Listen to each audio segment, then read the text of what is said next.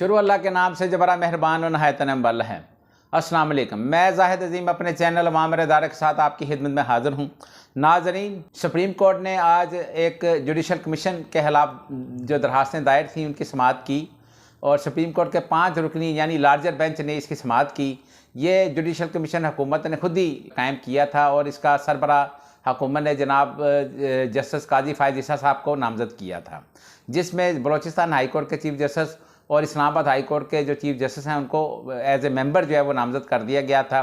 इसके खिलाफ इमरान खान साहब, सुप्रीम कोर्ट बार एसोसिएशन के सदर आबद ज़ुबैरी साहब और कुछ दीगर जो दरखास्तें थी वो दायर हो चुकी थीं, जिसकी समाअत आज सुप्रीम कोर्ट ने रखी हुई थी और सुप्रीम कोर्ट के तकरीबन 5 रुकनी जो लार्जर बेंच है उसने इसकी समाअत की। और आज इस मौके पर सुप्रीम कोर्ट के चीफ जस्टिस जनाब उमर ता बंदयाल साहब ने अटार्नी जनरल साहब से काफ़ी सवालात भी किए और मज़ेदार की बात यह है कि सुप्रीम कोर्ट के चीफ जस्टिस ने हुकूमत को आज ये बावर करा दिया है कि हुकूमत जो है वो सुप्रीम कोर्ट को तकसीम करने की कोशिश कर रही है। हुकूमत ने बारहा ये कोशिश की है कि किसी न किसी तरीके से सुप्रीम कोर्ट के जो जजेस हैं उनके दरमियान तकसीम हो जाए और सुप्रीम कोर्ट के जो इख्तियारात हैं, ख़ास तौर पर जो चीफ जस्टिस उमर ता बंदयाल साहब हैं उनके जो इख्तियारात हैं उसको ख़त्म किया जा सके। आज इस समाअत के मौके पर चीफ जस्टिस उमर ता बंदयाल साहब ने कहा कि हुकूमत ने जल्दबाजी में सुप्रीम कोर्ट के ऊपर बहुत ज़्यादा हमले किए हैं और सुप्रीम कोर्ट के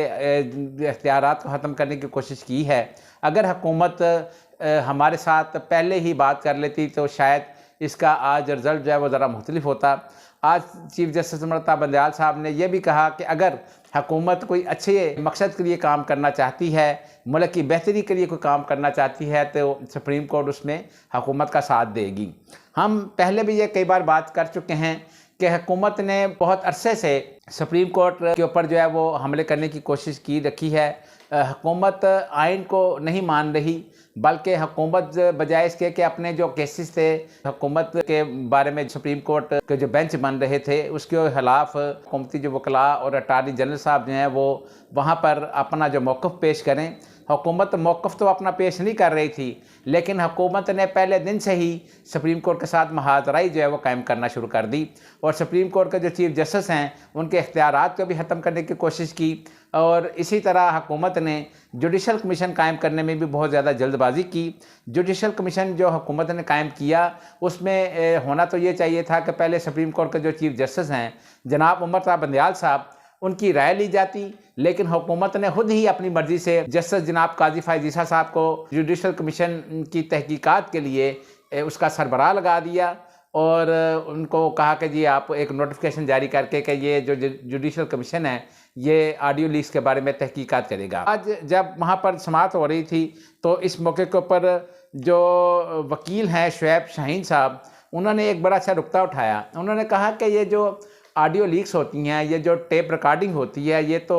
खुद ही एक गैर कानूनी काम है और एक जुर्म है और ये बिल्कुल गैर आइनी काम है और हुकूमत, इसका मतलब ये हुआ कि हुकूमत तस्लीम कर रही है कि हुकूमत जो है वो गैर आइनी काम करवा रही है या हुकूमत की जो एजेंसीज़ हैं वो गैर आइनी काम कर रही हैं। उन्होंने ये कहा कि इनको बताना चाहिए कि कौन सी एजेंसीज जो है ये टेप रिकॉर्डिंग करती हैं। आज सुप्रीम कोर्ट की जो समाअत हुई उसमें जिस तरह के सवाल जवाब हुए हैं उससे ऐसा लग रहा है कि जैसे हुकूमत इस वक्त जो है वो बहुत बुरी तरह फंस चुकी है और हुकूमत ने अपने लिए ये मुश्किलात खुद ही पैदा की हैं, क्योंकि हुकूमत ने बजाय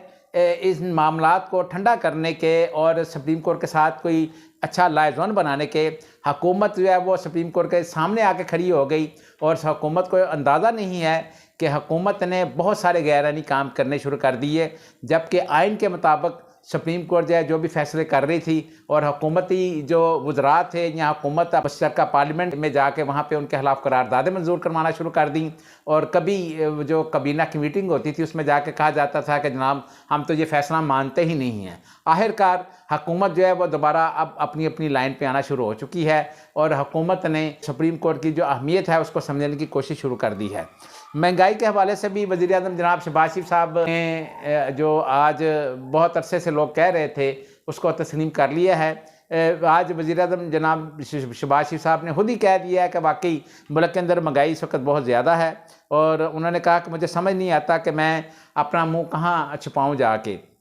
उन्होंने ये भी कहा कि जब तक पाकिस्तान के अंदर सियासी इस्तेहकाम नहीं आएगा तब तक माशी इस्तेहकाम नहीं आ सकता। ये बात तो बहुत पहले से कही जा रही है कि पाकिस्तान में अगर आप माशी तौर पर इस मुल्क को इस्तेहकाम देना चाहते हैं तो उसके लिए सियासी इस्तेहकाम बहुत ज़रूरी है। चलें, आखिरकार वज़ीर-ए-आज़म को ये बात समझ तो आ गई है, क्योंकि वज़ीर-ए-आज़म और उनकी जो कैबिनेट है या जो PDM की जो 13 जमातें इस वक्त हुकूमत में हैं, वो शायद इन चीज़ों को मानने के लिए तैयार नहीं थी और ना ही इन चीज़ों के ऊपर अमल करने के लिए तैयार थी। और आज वज़ीर-ए-आज़म बयान के बाद ये ऐसा लग रहा है कि वज़ीर-ए-आज़म जो है उनको ये समझ आना शुरू हो चुकी है कि पाकिस्तान के जो माशी हालात हैं वो डे ब डे बिगड़ते जा रहे हैं और इनको संभाला देने के लिए पाकिस्तान के अंदर जो सियासी इस्तेहकाम है वो बहुत ज़रूरी है।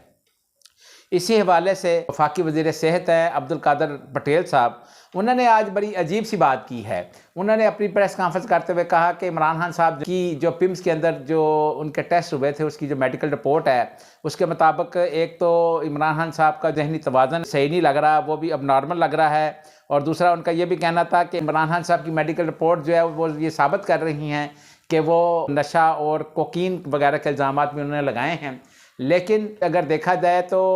लोगों को समझ नहीं आ रही। अब्दुल कादर पटेल साहब भूल चुके हैं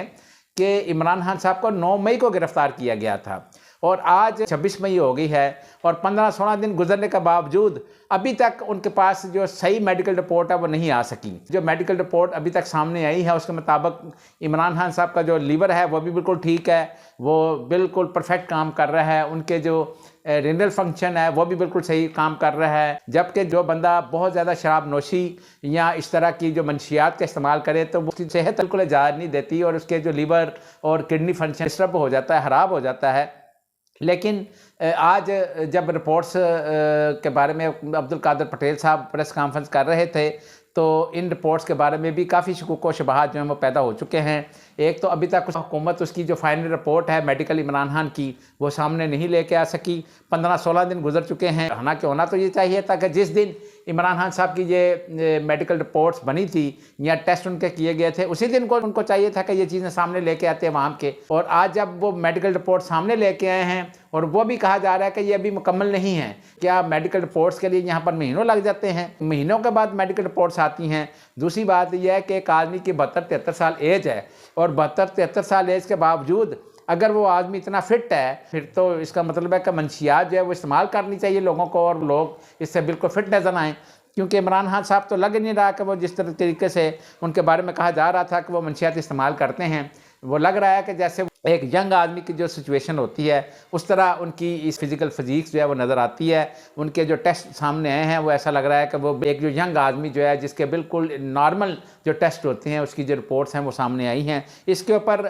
फ़ारूक हबीब साहब जो इस वक्त तहरीक इंसाफ के सेक्रेटरी इंफॉर्मेशन हैं उन्होंने इसके ऊपर बहुत ज़्यादा आज तनकीद भी की है और उन्होंने कहा कि ये मनगढ़ंत जो इल्ज़ाम लगाए जा रहे हैं ये मौजूदा जो फाशिस्ट हुकूमत है ये कानून और आइन को नहीं मानती और कानून और आइन को रौंद कर जिस तरीके से ये इस मुल्क के ऊपर हमले कर रहे हैं। उन्होंने इस हवाले से काफ़ी सख्त रद्दअमल देते हुए इल्ज़ाम की शदीद अल्फाज में मजम्मत भी की। दूसरी जानब मुस्लिम लीग नून के अंदर ऐसा लग रहा है कि जैसे उसकी जो दरारें हैं वो अब सामने खुलकर आनी शुरू हो जाएंगी, क्योंकि आज नून के जो साबका वज़ीर ख़ज़ाना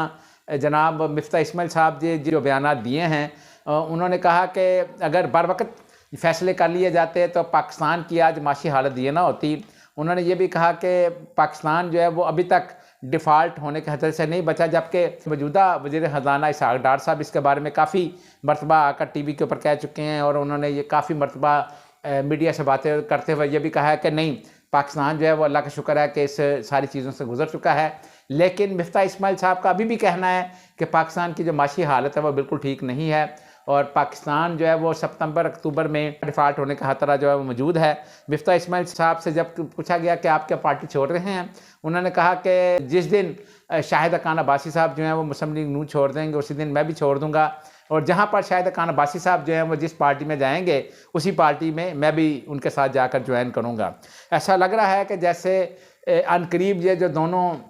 सीनियर रहनुमा हैं ये मुस्लिम लीग नून को खैरबाद कह देंगे, क्योंकि मुस्लिम लीग नून के अंदर भी लोग जो हैं वो कोई इतना अपने आप को कंफर्टेबल महसूस नहीं कर रहे और काफ़ी लोगों के पार्टी के अंदर भी तहफ़्फ़ुज़ात हैं और काफ़ी जो नून लीग के जो लोग हैं वो ये समझते हैं कि नून जो है वो एक तरफ जो है वो शहबाज शरीफ साहब जो हैं वो लग रहा है, और दूसरी तरफ मरीम नवाज साहबा जो है उनकी एक अपना ग्रुप है। और ये जो ग्रुपिंग है दोनों पार्टी के अंदर, इसमें भी काफ़ी ज़्यादा खींचातानी जो है वो नज़र आती है। तहरीक इंसाफ अभी तक टूट फूट का शिकार है, और तहरीक इंसाफ के तकरीबन कोई 80 के करीब जो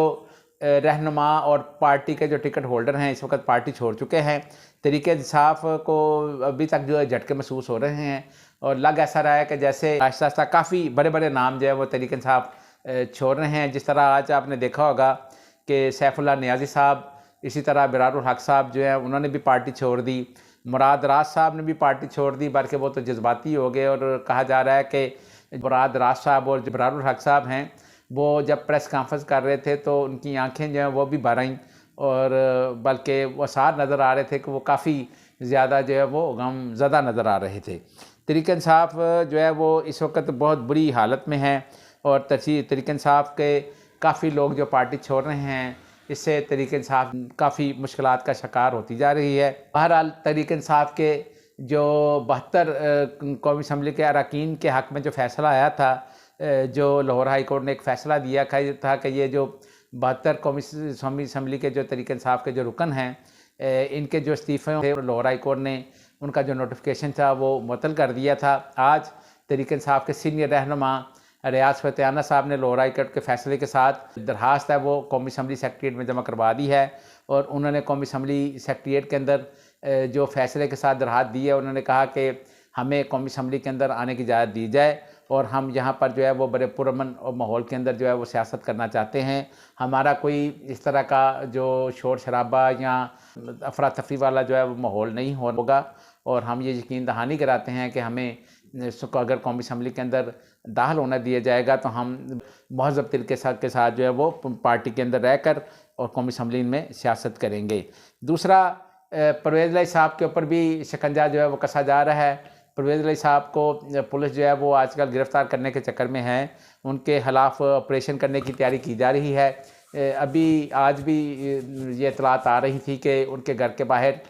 पुलिस की एक भारी नफरी जो है वो तैनात हो चुकी है, और लग रहा था कि जैसे परवेज़ इलाही साहब को गिरफ़्तार कर लिया जाएगा। यहाँ तो परवेज़ इलाही साहब जो है वो भी प्रेस कॉन्फ्रेंस करके